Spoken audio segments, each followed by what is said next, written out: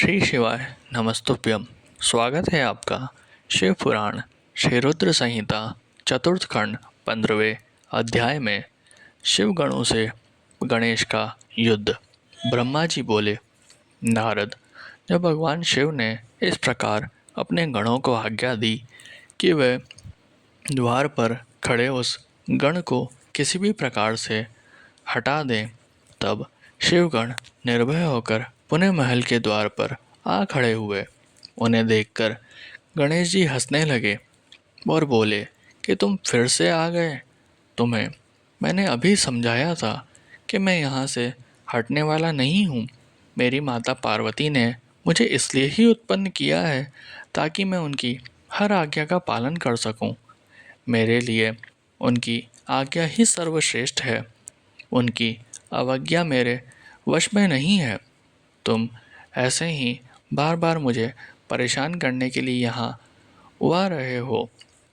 तब शिवगण बोले, अरे मूर्ख, अब की बार हम तुझसे विनम्रता से कहने नहीं आए हैं, क्योंकि लातों के भूत बातों से नहीं मानते।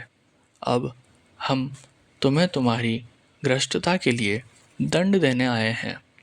यह कहकर सभी शिवगण, जो कि विभिन्न प्रकार के आयुधों से वशीभूत थे, गणेश पर टूट पड़े। गणेश और शिवगणों में बहुत भयानक युद्ध होने लगा, परंतु गणेश के साहस और पराक्रम को देखकर सभी शिवगणों के होश उड़ गए। शिवजी का कोई भी गण गणेश को परास्त नहीं कर पाया। गणेश ने अकेले ही अनेकों शिवगणों को मार मार कर घायल कर दिया और वहाँ से भागने को विवश कर दिया।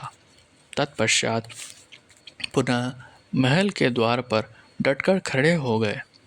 तब सब शिवगण घायल अवस्था में शिवजी के पास पहुँचे और उन्हें सारी बातें कह सुनाई।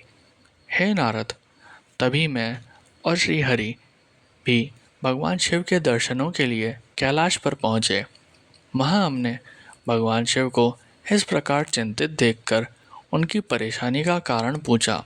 तब शिवजी ने कहा, हे विधाता, हे विष्णु, मेरे महल के द्वार पर एक बालक हाथ में छड़ी लेकर खड़ा है और वह मुझे महल के भीतर नहीं जाने दे रहा है, अतः मैं यहाँ खड़ा हूँ। उसने मेरे गणों को भी मार पीट कर वहाँ से भगा दिया है। ब्रह्मा जी, आप जाकर उस बालक को समझाइए।